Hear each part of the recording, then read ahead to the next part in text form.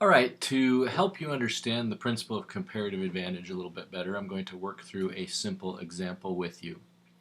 Let's imagine a world in which there are only two countries and two products.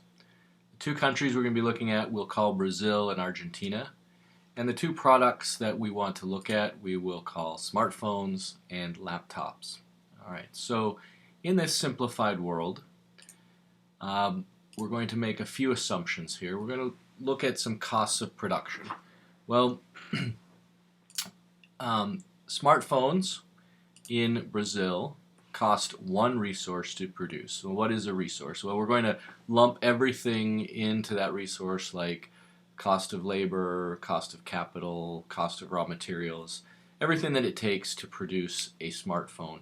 We're just going to call that one resource in the case of Brazil, and then our other product, laptops, we're going to say for each laptop in Brazil it takes 4 resources to produce. All right, so we're using a few shorthand things here, but again, we're trying to keep it as simple as possible. In Argentina, let us assume that smartphones require 4 resources for production, and laptops require 8 resources to produce each laptop.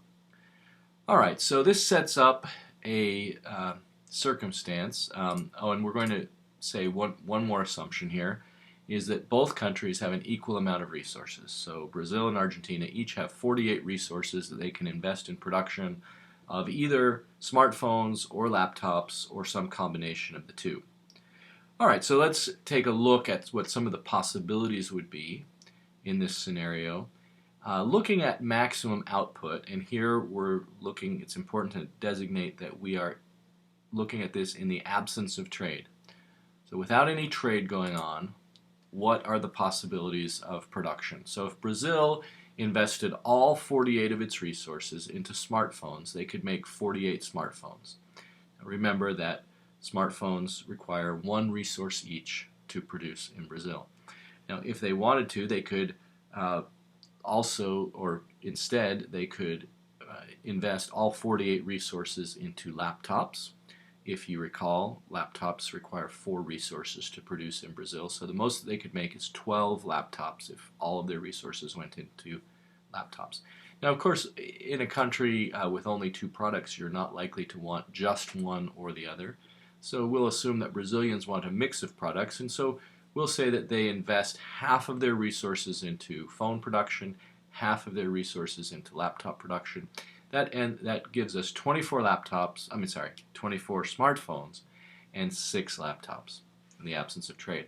When we work through all that same reasoning with Argentina, the most they could produce is 12 smartphones. Remember, they're less productive and less efficient for smartphone production. They're also less efficient with laptop production. So the most they could produce is 6 laptops because it's 8 resources each for laptops. Or some combination, again, we'll assume half and half. Half the resources go into 6 smartphones, the other half go into 3 laptops. So when we combine these two, we see that the maximum global output in the absence of trade is either 60 smartphones, if that's the only thing that both countries made, or 18 laptops, if that's all that was made across both countries, or in our more realistic assumption that they want half and half, we could have 30 smartphones and 9 laptops.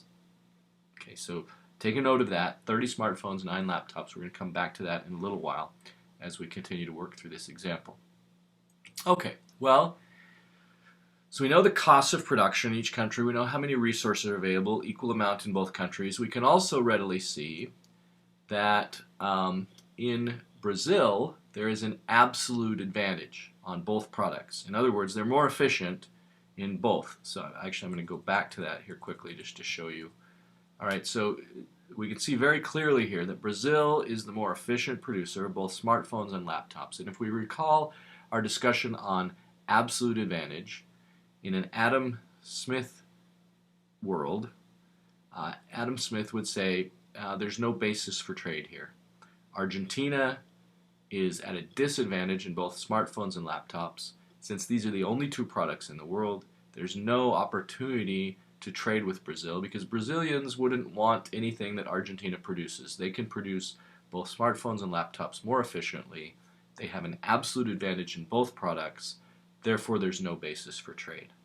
All right, let's move forward then back to this idea of the cost of one laptop. We already know what the cost of production is, but let's say that we want to buy one of these things in some kind of a market. Now, we're again going to make a simplified assumption here that we're not dealing in actual currencies, that we're only going to be bartering. And so in a bartering world, what would be the cost of one laptop? Well, in Brazil, since the amount of resources necessary to produce one laptop is 4 times greater than that of a smartphone, then we would assume that someone with a laptop should be able to trade it for 4 smartphones.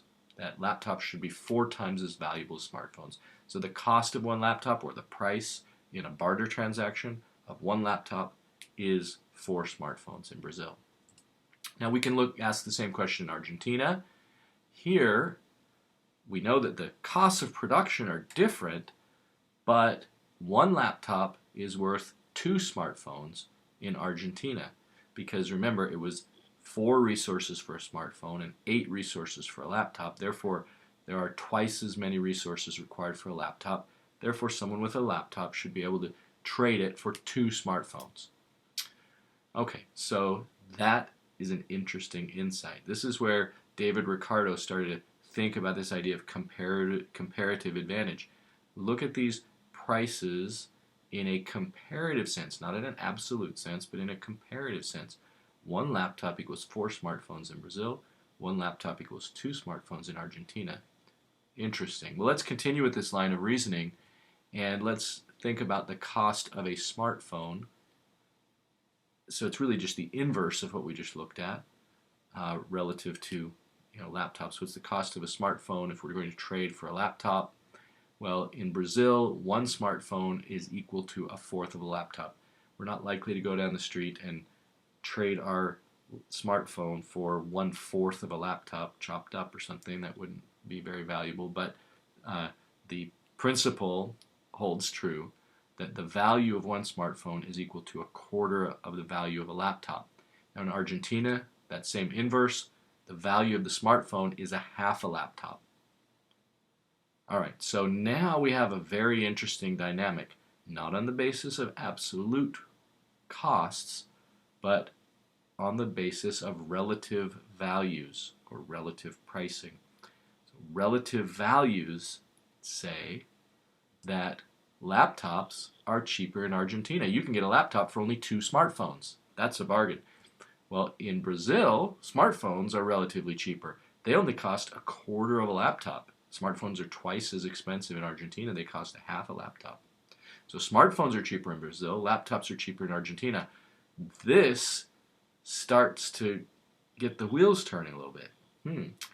Now, maybe there is a basis for trade. Maybe Adam Smith and his ideas of specialization and trade do come into play, even when one country has an absolute advantage in all things.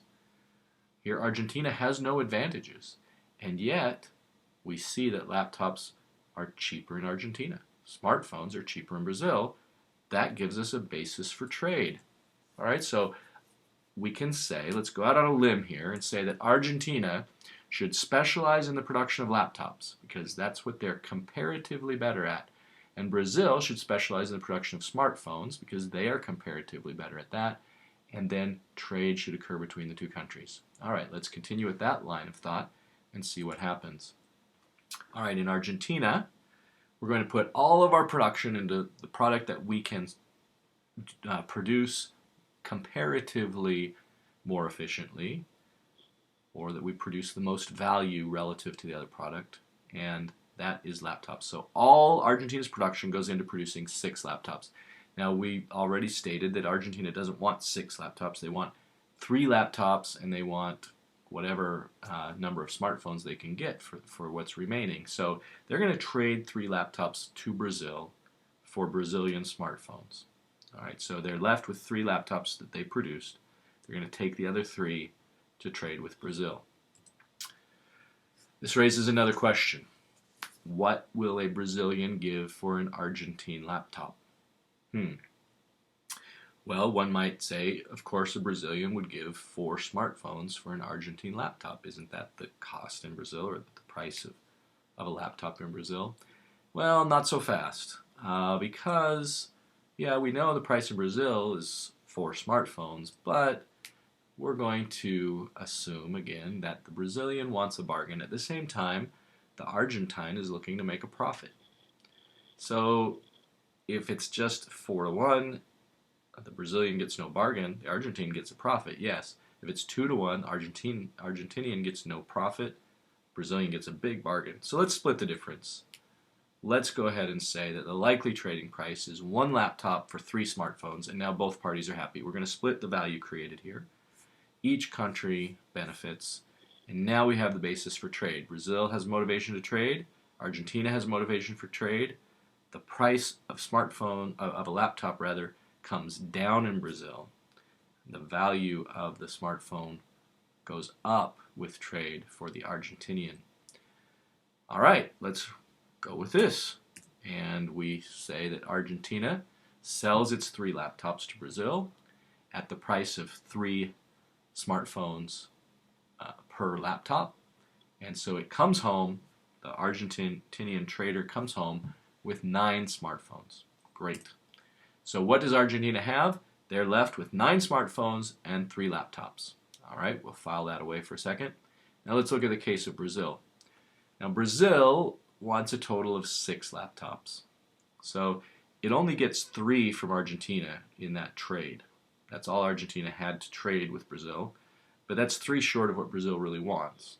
So Brazil is going to continue to make laptops. It's going to produce 3 of its own laptops, and it's going to trade for those other 3 from Argentina to end up with 6 laptops. But it's going to invest the rest of its resources. After it produces those 3 laptops, it's going to invest the rest of its resources into the production of smartphones.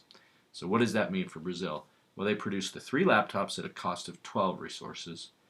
They put all the rest of their 36 resources, because they have a total of 48, into smartphone production, which each smartphone costs 1 resource. So they end up with 36 smartphones. All right. They went ahead and traded 9 smartphones. Remember, that was the price. They traded 9 smartphones for the 3 laptops from Brazil. From Argentina. Sorry about that. So what is Brazil left with? Brazil is left with the 36 smartphones minus the 9 they traded equals 27 smartphones, plus the 3 laptops they traded for, plus the 3 they produced themselves, which is 6 laptops. Great. 27 smartphones and 6 laptops. Well, let's go back and compare that to what we had initially. Remember, we said that without trade, Brazil could produce 24 smartphones and 6 laptops. That was the most they could possibly do. In Argentina, the most they could possibly do is 6 smartphones and 3 laptops. That's without any trade. We did not add any resources into this system. None at all. All we did was introduce a degree of specialization and trade. So with specialization and trade, what happened? Well, Brazil ended up with 27 smartphones and 6 laptops. Argentina ended up with 9 smartphones and 3 laptops. Interesting. Both countries gain 3 smartphones. There are gains from trade. No new resources went into the system. It's merely a more efficient allocation of resources based on the comparative value of the products in each country, not the absolute value, because that advantage went to Brazil, but based on the comparative differences in value, that leaves open the possibility of specialization and trade benefiting both parties. And this proves David Ricardo's theory in this very simplified example that gains from trade will occur even when no absolute advantages exist. Those gains will be shared by both countries in the trade.